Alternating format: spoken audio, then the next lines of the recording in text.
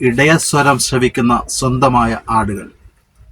സുവിശേഷത്തിൽ യേശുനാഥൻ താൻ നല്ല ഇടയനാണെന്നും നല്ല ഇടയനായ തൻ്റെ സ്വരം ആടുകൾ ശ്രവിക്കും എന്നുമുള്ളതാണ് നാം കേൾക്കുകയും മനസ്സിലാക്കുകയും ചെയ്യുന്നത്.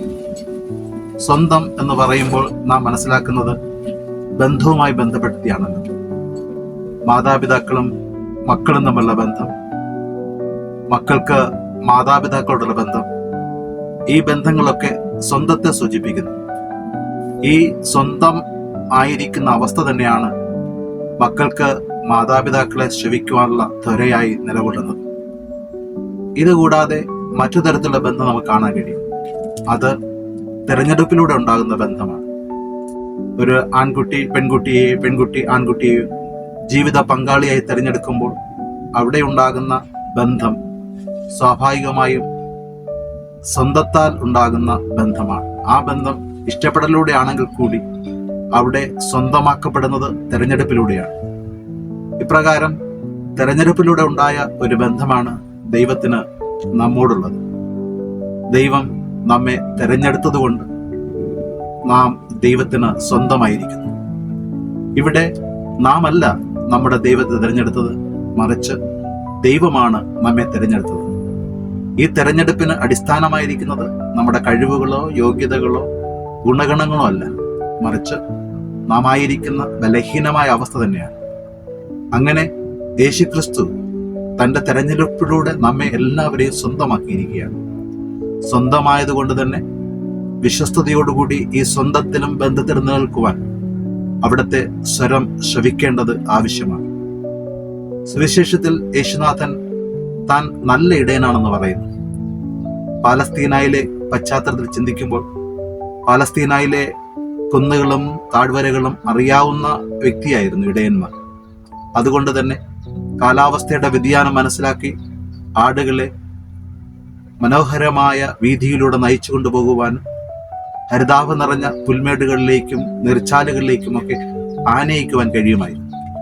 ഇപ്രകാരം ആടുകൾക്ക് യഥേഷ്ടം സ്വാതന്ത്ര്യത്തോടുകൂടി സംരക്ഷണം നൽകി നയിച്ച വ്യക്തികളായിരുന്നു ഇടയന്മാർ.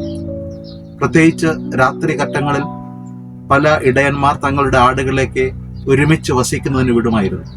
പ്രഭാതത്തിൽ പ്രകാശം പൊട്ടി വിടരുമ്പോൾ ഈ ഇടയന്മാർ തങ്ങളുടെ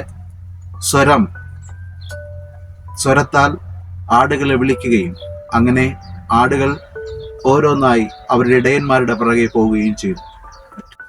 പാലസ്തീനയിലെ ഇടയന്മാർക്ക് പ്രത്യേകതയുണ്ടായിരുന്നു. കുന്നുകളും താഴ്വരകളും നല്ല രീതിയിൽ അവർക്ക് അറിയാമായിരുന്നു. അതുപോലെ തന്നെ കാലാവസ്ഥാ വ്യതിയാനത്തെക്കുറിച്ചും അവർക്കറിയാമായിരുന്നു. ആടുകളുടെ ജീവസന്ധാരണത്തിന് വേണ്ടി കാലവ്യത്യാസങ്ങൾക്കനുസരിച്ച് സ്ഥലങ്ങളിൽ കൊണ്ടുപോകുവാനും അതനുസരിച്ച് അവരെ സംരക്ഷിച്ച് വേണ്ട ആഹാരപദാർത്ഥങ്ങൾ മേയുന്നതിന് ആവശ്യമായ സാഹചര്യങ്ങൾ ഒരുക്കുവാനുമൊക്കെ ഇടയന്മാർക്ക് കഴിയുമായിരുന്നു. കരുതലും കാവലും വളരെ കാര്യക്ഷമമായി നടത്തി പോന്നിരുന്നവരായിരുന്നു പാലസ്തീനയിലെ ഇടയന്മാർ. അതുകൊണ്ട് തന്നെ പാലസ്തീനയിലെ ഇടയന്മാരുടെ ജീവിത രീതികളൊക്കെ അന്നത്തെ ആളുകൾക്ക് പരിചയമായിരുന്നു. ആ ഇടയനെ സമാനമായി തന്നെ അവതരിപ്പിച്ചുകൊണ്ട് യേശു തന്നെ നല്ലൊരു ഇടയനായി അവതരിപ്പിക്കുകയാണ്. നല്ല ഇടയനായ യേശുനാഥൻ തൻ്റെ സ്വരം എപ്പോഴും കേൾക്കുവാൻ കഴിവും അനുസരണയുമുള്ളവരായിരിക്കും ആടുകളെന്ന് പറയുകയാണ്.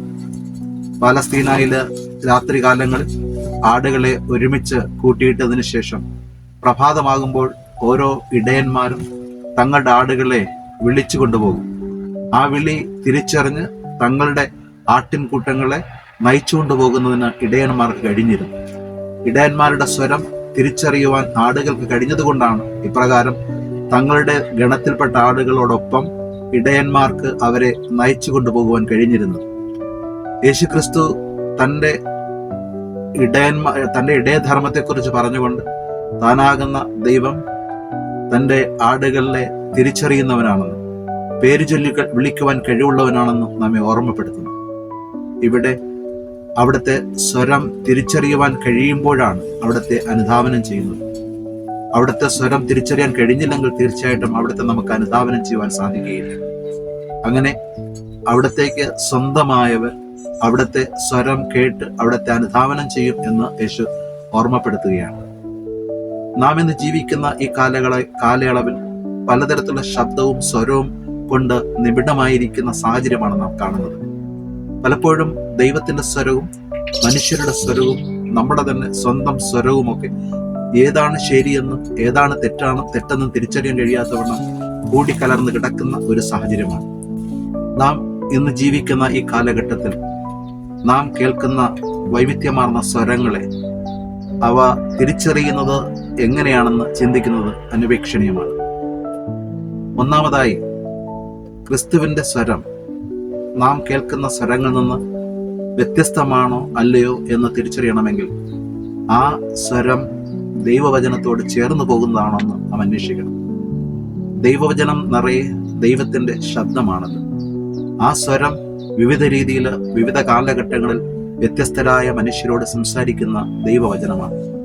ഈ വചനം അടുത്തറിഞ്ഞുകൊണ്ട് നാം നമ്മുടെ ഓരോരുത്തരുടെയും ഉള്ളിൽ കേൾക്കുന്ന സ്വരവും ചുറ്റുപാടുന്ന കേൾക്കുന്ന സ്വരങ്ങളും തമ്മിൽ ചേർന്നു പോകുന്നുവെന്ന് മനസ്സിലാക്കി ചേർച്ചയ്ക്കനുസരിച്ചാണ് അത് ദൈവസ്വരമാണോ അല്ലയോ എന്ന് തീരുമാനിക്കേണ്ടത്. നമ്മുടെ ഉള്ളിലുണ്ടാകുന്ന വ്യക്തിപരമായ ഇഷ്ടങ്ങളുടെയും സ്വാർത്ഥപരമായ ചിന്തകളുടെയും മറ്റ് തത്വചിന്തകളുടെയും ശാസ്ത്രീയ ചിന്തകളുടെയും ഒക്കെ അടിസ്ഥാനത്തിൽ നമ്മുടേതായ സ്വരം ഉള്ളിൽ നിന്ന് വരാറുണ്ട്. ഇങ്ങനെ വരുന്ന സ്വരം ദൈവത്തിന്റെ സ്വരമാണോ എന്ന് അതുമായി ഒത്തുചേർന്ന് പോകുന്നതാണോ എന്ന് അറിയാൻ തക്കവണ്ണം ദൈവവചനവുമായി നാം താരതമ്യപ്പെടുത്തി കൊണ്ടുപോകണം. ദൈവവചനത്തിനെതിരാണ് ആ സ്വരമെങ്കിൽ തീർച്ചയായിട്ടും അത് ദൈവഹിതമല്ലെന്ന് നമുക്ക് മനസ്സിലാക്കുവാൻ കഴിയണം.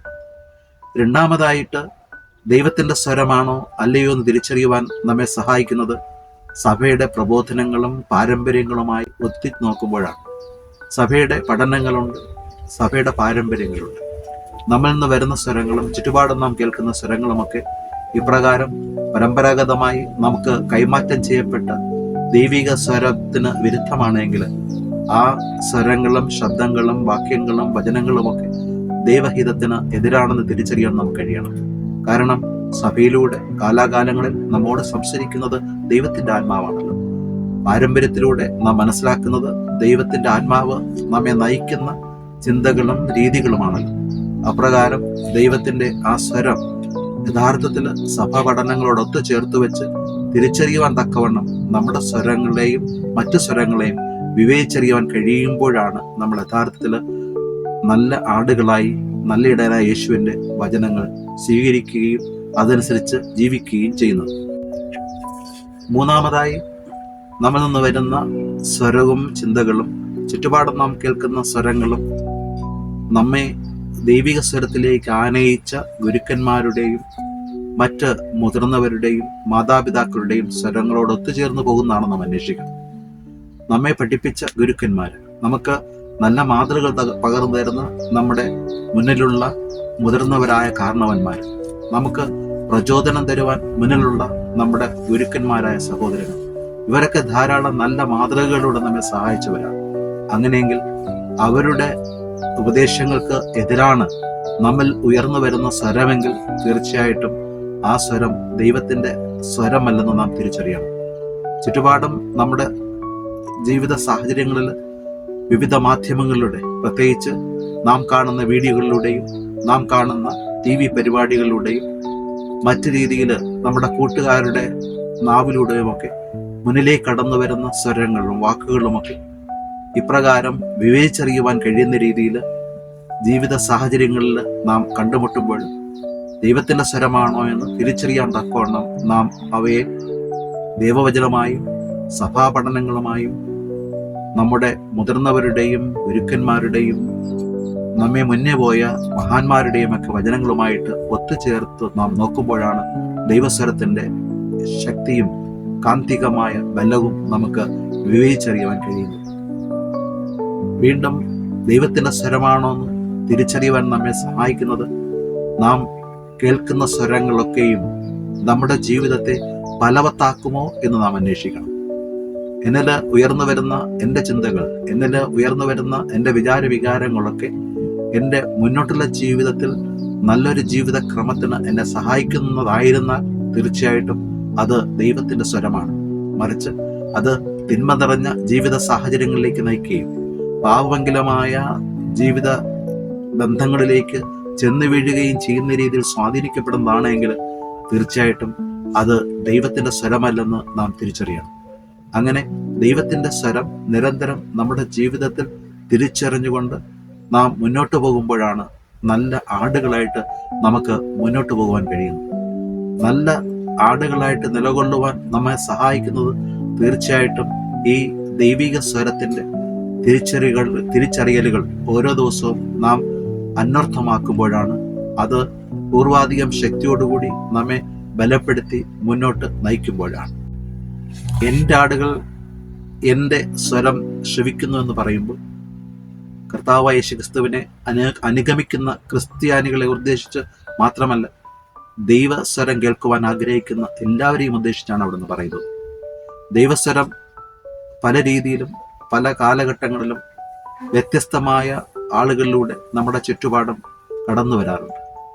പ്രകൃതിയിലൂടെ ദൈവം സംസാരിക്കുന്നു, ചുറ്റുപാടുമുള്ള സംഭവങ്ങളിലൂടെ ദൈവം സംസാരിക്കുന്നു, നാം കണ്ടുമുട്ടുന്ന സഹോദരനിലൂടെ ദൈവം സംസാരിക്കുന്നു, നമ്മുടെ ജീവിത വ്യാപാരങ്ങളിലൊക്കെ ദൈവം സംസാരിക്കുന്നു. അവിടെയൊക്കെ ദൈവത്തിന്റെ സ്വരം തിരിച്ചറിയുവാൻ ഉതകുന്ന രീതിയിൽ നാം ആടുകളായിട്ട് മാറണമെങ്കിൽ ദൈവത്തിന്റെ സ്വരത്തെ നാം മനസ്സിലാക്കണം. ദൈവത്തിന്റെ സ്വരം നമ്മുടെ ജീവിതത്തിന്റെ ഓരോ നിമിഷങ്ങളിലും തിരിച്ചറിയുവാൻ കഴിയുന്ന രീതിയിൽ നിശബ്ദതയും പ്രാർത്ഥനയും ശാന്തമായ അന്തരീക്ഷവും നമ്മിൽ തന്നെ സൃഷ്ടിക്കപ്പെടും.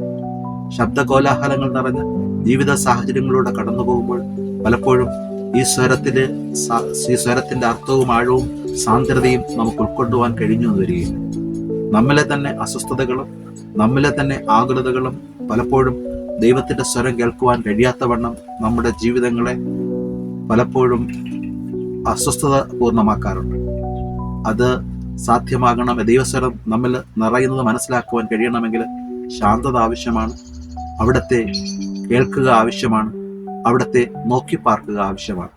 ആടുകൾ എപ്രകാരമാണോ ഇടയനെ നോക്കി പാർത്ത് ജീവിച്ചത്, ആടുകൾ എപ്രകാരമാണോ ഇടയന്റെ സ്വരം തിരിച്ചറിഞ്ഞ് ഇടയന്റെ പിറകെ പോകുന്നത്, അപ്രകാരം ഓരോ മനുഷ്യനും ദൈവത്തിന്റെ സ്വരം തിരിച്ചറിഞ്ഞ് അവിടുത്തെ സ്വരത്തിനനുസരിച്ച് ജീവിതയാത്ര തുടരുമ്പോഴാണ് ജീവിതം തീർത്ഥാടനമായിട്ട് മാറുന്നത്.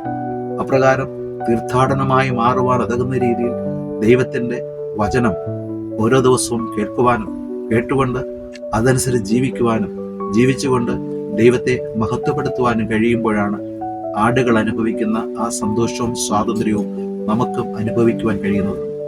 ഓരോ ക്രിസ്ത്യാനിയും വിളിക്കപ്പെട്ടിരിക്കുന്നു ഇപ്രകാരം ദൈവത്തിന്റെ സ്വരം കേട്ട് സന്തോഷവും സ്വാതന്ത്ര്യവും അനുഭവിച്ച് ജീവിതത്തെ അനുഗ്രഹപൂർണ്ണമാക്കുവാൻ വേണ്ടിയാണ്. ഈ അനുഗ്രഹത്തിന്റെ പാത തെളിച്ചു തരുവാൻ ഈ ലോകത്തിലേക്ക് കടന്നു വന്ന കർത്താവായ യേശുക്രിസ്തു ഓരോ നിമിഷവും നമ്മോട് സംസാരിക്കുന്നു. വ്യത്യസ്തമായ രീതികളിലാണ്, വ്യത്യസ്തമായ ആളുകളിലൂടെയാണ്, വ്യത്യസ്തമായ സാഹചര്യങ്ങളിലൂടെയാണ്. അവിടെയൊക്കെ അവിടുത്തെ സ്വരം തിരിച്ചറിഞ്ഞുകൊണ്ട് അവിടത്തെ കേൾക്കുവാനും കേട്ടുകൊണ്ട് നല്ല ആടുകളായി ജീവിച്ചുകൊണ്ട് ജീവിതത്തെ അനുഗ്രഹപൂർണ്ണമാക്കുവാനും നമുക്ക് പരിശ്രമിക്കുകയും പ്രാർത്ഥിക്കുകയും ചെയ്യാം. അതിന് നല്ലിടനായി ക്രിസ്തു നമ്മെല്ലാവരെയും സമർത്ഥമായി